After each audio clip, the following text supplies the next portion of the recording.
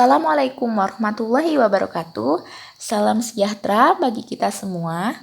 Pada video kali ini, saya tidak akan melakukan pembahasan soal, tapi saya akan menjelaskan bagaimana mekanisme pretest atau seleksi akademik dan tips lulusnya.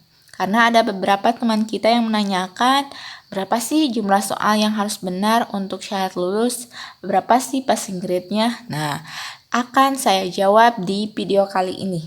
Tapi sebelum itu, jangan lupa untuk mendukung channel ini dengan cara subscribe, komen, dan share video ini agar saya bisa lebih semangat lagi untuk membuat video-video lainnya. Dan jangan lupa untuk menyalakan lonceng pemberitahuannya untuk update video berikutnya. Oke, langsung saja ya kita bahas. Yang pertama, saya akan menjelaskan mengenai pelaksanaannya. Untuk pretest itu dilaksanakan secara daring dari wilayah masing-masing. Kemudian yang kedua, kondisi ruangan itu harus bebas dari suara bising dan tidak ada orang. Jadi benar-benar steril ya. Yang ketiga, menggunakan aplikasi SEB. Ya, karena ini daring, jadi kita harus menginstal aplikasi untuk pretestnya, namanya SEB ya. Kemudian yang keempat, menyiapkan persyaratan. Nah, di mana persyaratannya itu saat pretest kita harus mempersiapkan KTP ya, KTP asli, kemudian kartu peserta. Di mana kartu peserta ini nanti kita bisa download di SIM PKB, kemudian fakta integritas. Nah, ini juga nanti ada disediakan ya di SIM PKB, kita tinggal download aja. Kemudian 1 lembar kertas kosong dan 1 alat tulis. Nah, ini jika dibutuhkan, takutnya nanti apalagi yang jurusannya ada hitungan, memang diperlukan.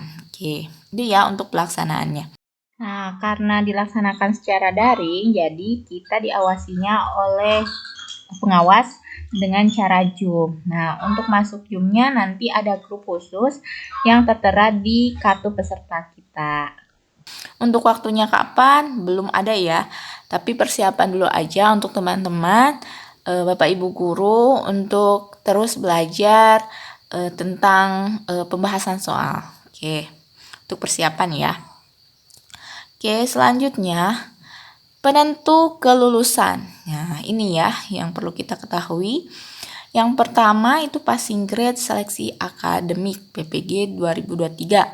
Yang kedua, kuota PPG tahun 2023, dan yang ketiga prioritas PPG Daljab sesuai dengan Permendikbud. Nah, ini adalah 3 penentu kelulusan kita ya.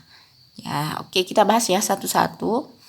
Nah, yang pertama adalah passing grade. Nah, perlu diketahui kalau passing grade pada tahun-tahun sebelumnya ya. Contohnya tahun 2021 itu ada 70 ya. Kemudian passing grade tahun kemarin 2022 itu diturunkan ya 65, bahkan diturunkan lagi menjadi 55 ya. Kok kenapa sih bisa turun atau naik ya? Ini tergantung dari kuota ya, dan tingkat kelulusan dari peserta. Kalau misalnya kuotanya banyak, sedangkan tingkat kelulusannya itu sedikit, nah otomatis passing grade-nya itu akan diturunkan. Kalau misalnya banyak yang lulus, kemudian di sana kuotanya sedikit, maka passing grade-nya otomatis untuk menyaringnya dinaikkan seperti itu ya. Oke, itu ya yang pertama passing grade. Untuk tahun ini bagaimana kah? Untuk tahun ini belum tentu ya. Jadi belum tentu apakah akan sama dengan tahun sebelumnya, apakah akan naik. Nah, belum tentu. Jadi yang perlu kita perhatikan itu tetap ya, kita harus menjawab soal itu, diusahakan untuk betul. Nah, kalau misalnya passing grade-nya 55, berapa sih soal yang harus benar? Nah, untuk soal yang harus benar itu kira-kira 66 soal. Karena total dari jumlah soal yang kita isi itu adalah 120 soal dalam waktu 150 menit. Itu adalah soal pedagogik dan profesional ya. Jadi untuk mendapatkan misalnya kuota passing grade 55, maka soal yang harus kita isi dengan benar adalah 66 dari total 120 soal. Tapi kita jangan terpaku pada passing grade kemarin ya. Takutnya tahun ini gitu ya, mudah-mudahan sih enggak ya, tahun ini itu dinaikkan. Jadi kita harus menjawab soal itu harus betul ya, harus betul-betul dan jangan sampai jangan sampai di bawah gitu ya, harus lebih dari passing grade gitu ya. Oke, karena nanti takutnya ada jaring lagi karena kuotanya sedikit, nanti dinaikkan lagi passing grade-nya. Jadi kita harus mendapatkan nilai yang lebih besar. Oke, selanjutnya untuk kuota PPG tahun 2023. Oke ya, untuk kuota pada tahun ini ya, PPG Daljab itu jumlah total kuota guru yang menjadi sasaran adalah 917.055 orang. Nah, cukup banyak ya. Tapi ini itu dibagi-bagi lagi ya, untuk setiap provinsinya itu berbeda-beda kuotanya. Oke, kita lihat ya. Nah, ini juga terbagi dua nih. Ada sasaran kategori A ya untuk tahun ini, ada kategori B. Nah, untuk sasaran kategori A itu adalah yang kemarin tahun kemarin itu sudah lulus tapi belum ada penempatan ya. Nah, di sini untuk Aceh ya ada 15.000 lebih. Nah, beda lagi ya dengan Jawa Barat itu yang notabene banyak ya, ada 45.000 lebih. Jadi di Jawa Barat itu kuotanya lumayan banyak. Nah, jadi untuk teman-teman ada di provinsi yang mana nih? Nah, dilihat ya kuotanya. Nah, ini untuk sasaran kategori A ya. Oke, bisa dilihat ya. Oke, lanjut ya.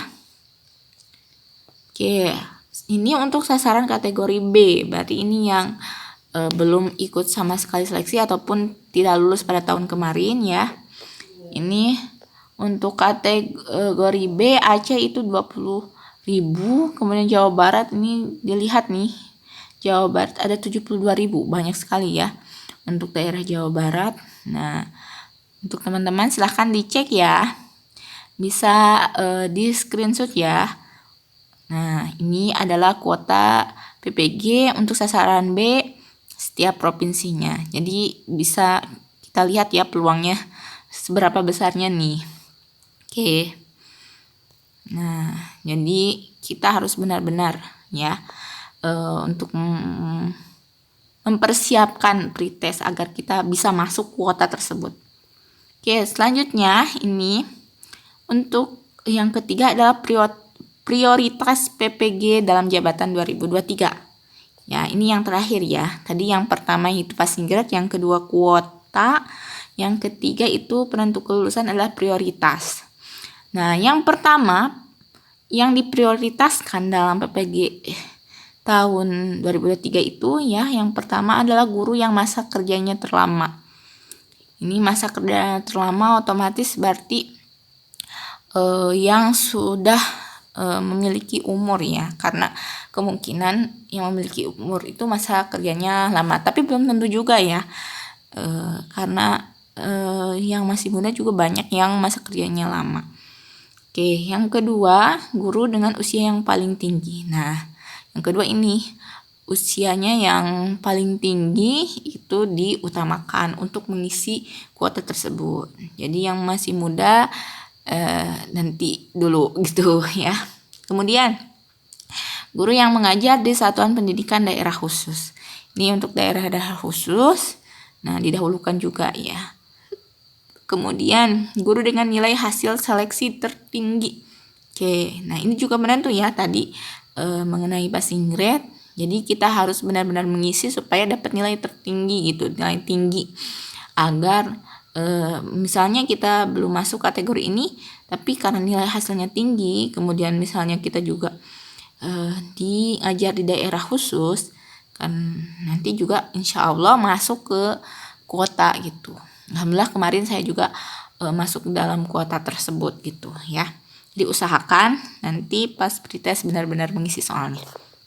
Oke, itu ya untuk prioritas PBG dalam jabatan tahun 2023. Nah, sekarang tips mengerjakan soal pretest ataupun UP ya. Nah, yang pertama pengalaman saya ya. Yang pertama mengerjakan soal cara berurut. Nah, jadi dari 1 sampai 120 tuh berurut aja ya ngerjainnya. Nah, jika ada yang belum pasti ya ngisi soalnya, masih ragu-ragu, cukup klik ragu-ragu, nanti warnanya itu berbeda ya, tidak akan biru kalau nggak salah di tombol kunci soalnya ya. Kemudian yang kedua, carilah kata kunci pada setiap soal. Jadi mengerjakan soal itu harus benar-benar mencari kata kuncinya gitu ya. Nanti dihubungkan dengan jawabannya yang paling tepat yang mana. Kemudian untuk tipe soal dengan banyak poin atau terlalu panjang, dimulai dengan membaca pertanyaan terlebih dahulu.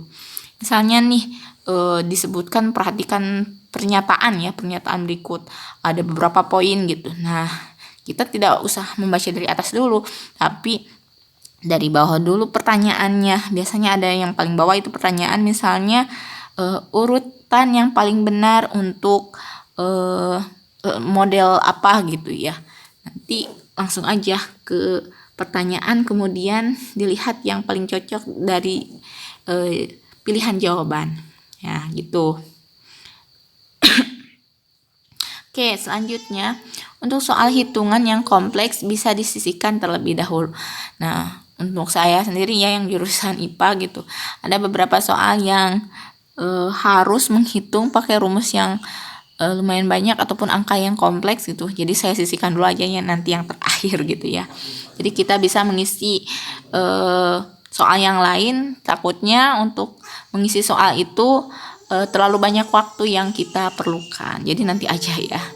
Oke, selanjutnya tetap memperhatikan waktu saat mengerjakan soal. Jadi kita harus tetap memperhatikan waktu ya, takut jangan sampai soal yang kita isi itu terus-terusan itu aja gitu ya, takutnya kehabisan waktu ya. Teruslah berdoa saat mengerjakan soal. Ini yang paling penting. Jadi saat mengerjakan soal ataupun sebelum itu harus berdoa terlebih dahulu agar diberikan kemudahan. Oke, tips pendukung lainnya nih. Yang pertama, pastikan koneksi internet berjalan dengan lancar meskipun listrik saat itu mati ya. Jadi providernya harus benar-benar tidak terganggu saat listrik mati, karena ada beberapa provider mungkin di daerah tertentu yang saat listriknya mati itu internetnya juga ikut mati. Jangan sampai seperti itu ya. Yang kedua, siapkan charger, baik itu handphone ataupun laptop. Ya, karena untuk handphone itu digunakan sebagai zoom untuk melihat kondisi ruangan, kemudian laptop untuk kita mengisi. Yang ketiga, siapkan minum untuk mengatasi ketegangan. Ini yang paling penting, diperbolehkan juga oleh pengawas untuk untuk menyediakan air minum ya jika diperlukan. Nah, itu untuk mengatasi ketegangan juga dan haus juga ya, karena kita mengisi soal itu kurang lebih berapa ya, 150 menit, itu hampir 2 jam lebih ya gitu. Kemudian jagalah kondisi tubuh sebelum pretest, ini yang paling penting juga. Jadi jangan sampai sebelum pretest kita menghafal sampai tengah malam gitu ya. Jadi pas ngisi pretest itu kita malahan mengantuk gitu ya. Jangan sampai seperti itu, tetap menjaga kondisi tubuh. Oke. Karena itu juga mendukung kelulusan kita juga ya. Oke, mungkin itu ya untuk mekanisme pretestnya, kemudian tips lulusnya ya. Mudah-mudahan teman-teman semua yang melihat video ini bisa lulus PPG pada tahun ini ya. Jangan lupa juga untuk mendukung channel ini ya, untuk subscribe dan share video ini. Terima kasih sudah menonton video ini. Sampai jumpa di video selanjutnya. Wassalamualaikum warahmatullahi wabarakatuh.